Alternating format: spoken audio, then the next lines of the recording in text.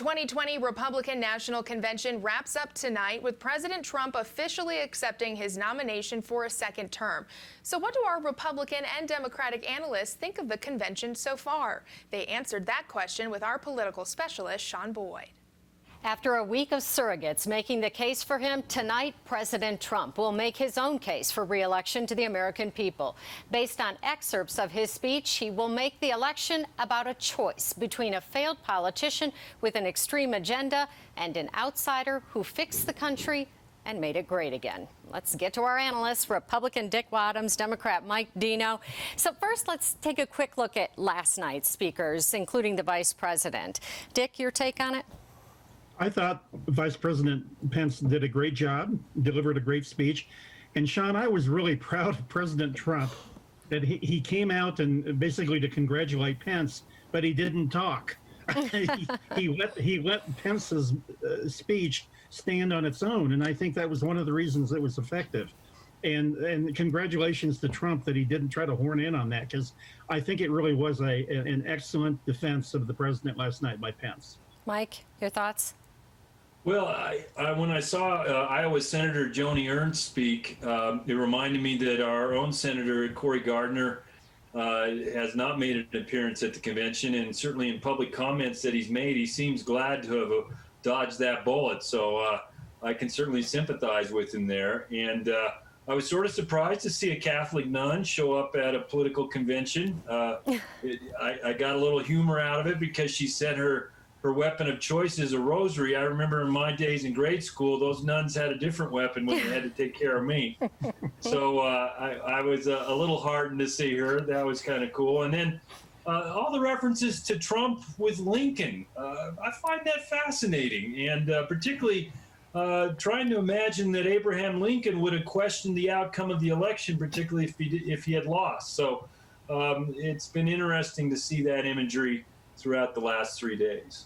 I'm Catholic schools all the way through college, Mike, so I hear you on that. Me too. So me too. President Trump won in 2016 by saying, I alone can fix things. And he's taking a similar approach this election, saying, I'm the only one standing between you and chaos being the violence in cities across the United States that he says Joe Biden and the Democratic governors and mayors are allowing. Will this work, Mike? It's a hard thing for him to get over. I mean, he's created a lot of chaos over 3 years. In a lot of ways, I think we need a timeout from the guy. What I think, he certainly will paint Joe Biden as an extreme.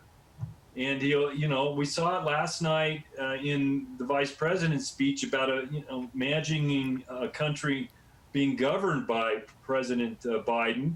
But look what we got going on here. I mean, we got the pandemic, we got climate problems, we got the issues with the cities, we've got unemployment. So, I mean, geez, we can imagine all that bad stuff right now under President Trump. Dick, President Trump is saying Democrats, though, are responsible for the violence. I mean, that's the way he's looking at it and saying, I'm the one that can fix that. Well, by the way, one final note about the nun. She had a 30-year career in the military as a surgeon. and then she spent several years devoting herself to the poor in some very poor countries before she became a nun. She had a very interesting life. She's quite a resume. But to your question, Shaun, I am reminded that in 2012, one of the mistakes the Romney campaign made is that they decided it was entirely a referendum on President Obama because his numbers were very bad going into the 2012 election. I remember thinking, what a stupid mistake they're making, because no election is a pure referendum. And Obama proceeded to basically discredit Romney over the summer of 2012. I'm glad that Trump is going to make this a choice tonight, because this is a choice. It's a choice between President Trump, who I do think has a record of performance. He has not been perfect, and I have been very clear. I do not like his behavior so much of the time. But when you look at Vice President Biden and his running mate, And Biden can mealy mouth his way around it, but the bottom line is the guy will pass the Green New Deal, which will kill energy jobs in Colorado and across the nation. He will take away private health insurance with Medicare for all. He will have a gun confiscation program that he empowered Beto O'Rourke to implement in his agenda. I mean, this is a choice between an extreme Democratic Party. This is not the Democratic Party of Barack Obama. Barack Obama would not have advocated for any of those things 4 years ago. And it is a choice. And this violence that the Democrats did not think was even worthwhile to talk about last week is the responsibility of the Democratic Party, because they are the ones who are silent about it. Okay, I want to talk more about that, because clearly Republicans are banking on law and order in this election to win over suburban, especially those college-educated suburban voters. But, I think President Trump thinks of the suburbs still as white flight, and they're really not anymore. Does he risk, with these kind of, racially charged warnings about crime and violence, backfiring on him, Dick? Well, first of all, he has been his own worst enemy again in how he characterizes issues. And suburbs are much more complicated than just white suburbs. I mean, they're much more complicated. But this is the fact, is that the very people who are put off by his behavior so often are also the ones who are watching this pandemonium, this violence, not only in Minneapolis and Portland, Kenosha, New York City, Chicago, Los Angeles, but right here in Denver. And I will tell you, I think that this is going to, we've already seen polling where crime and law enforcement is creeping up into the concerns of voters. And I think by the time we hit election day, if this violence continues, and it will, because these people are not going to be restrained, I think that it will be something voters care about. Yeah, I think Dick's got a point here, Mike. Your thoughts? Well, I'm not sure it's a great point. Right before the DNC, the Wall Street Journal, NBC did a poll and just asked people, didn't prompt them, just said, what's your biggest issue? And it was the economy by 51%. Crime was one of the lower things they were worried about at 15%. The environment even beat out crime when people were just asked what they were concerned about, what was on top of mind. So I do think these, like we talked about yesterday, these images of the cities could become the boogeyman that the Republicans make it out to be. But let's be clear. What Pence said yesterday, he said there's going to be law and order for every race, creed, and color. Well, that's a double-edged sword. For white people, that means you're going to be protected by us. For non-white people, it means you're coming for us. And that's a very scary thing to try to divide people that way. And I think that's what the president and vice president are trying to do.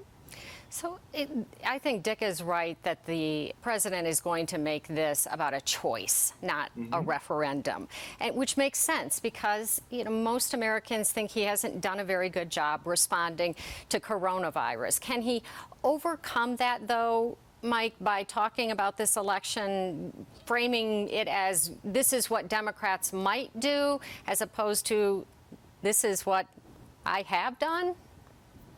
Well, I'm not looking really for what he's going to say tonight. It's been 4 days of a very nicely scripted convention, and they've gotten their point across according to the talking points. I haven't seen really any eyes stray from the teleprompter in any of the speeches.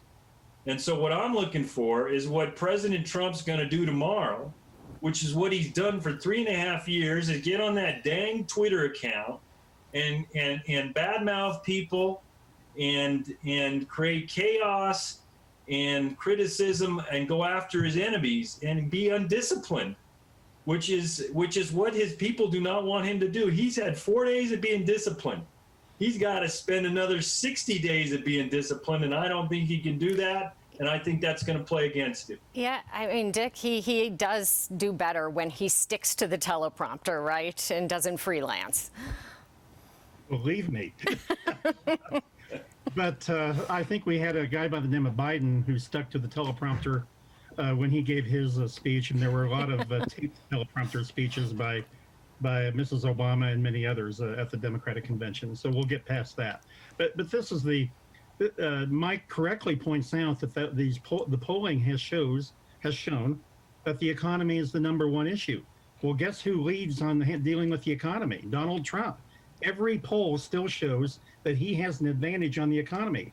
And Mike, you're right about that poll before the Democratic convention, but there have been subsequent polls that have shown that crime and this violence has creeped up. In fact, in a couple of polls, it is tied with the coronavirus. And so we're already seeing it. And but I will take your point. I will take this point, Mike. You're right. Trump could mess this up. I mean, I think he could give a great speech tonight, but if he can't restrain his own urges, that he could destroy his own chances going into October. I think Dick makes an excellent point too. We haven't seen any convention bumps, and I don't know if either of the candidates will see a convention bump, but the crime issue may be where they get the convention bump. Since you were talking about polls, I just want to throw this one out there and get your take on it. So, the polls all show that Biden leads Trump, right? But the approval rating polls show that they both are equally disapproved of. I don't know the word I'm looking for. They don't have high approval ratings, right, Dick? Yeah, I mean, I think that's just the consequence of the times we live in, Shaun. I mean, the days that any candidate could go into a tough election after a grueling primary fight like Biden had, or as an incumbent like Trump has been, and have high approval ratings, I just think those days are gone. I don't think there's going to be a big difference between the two, and that's probably benefits Trump to some extent. But as I kind of see it as the beginning, after tonight, then a new game begins, and they're both on equal footing, and we'll see who can come out of this thing. Biden still has a lead, but we've already seen the margins narrowing in the swing states, Michigan, Pennsylvania, Wisconsin. So we'll see where this thing goes.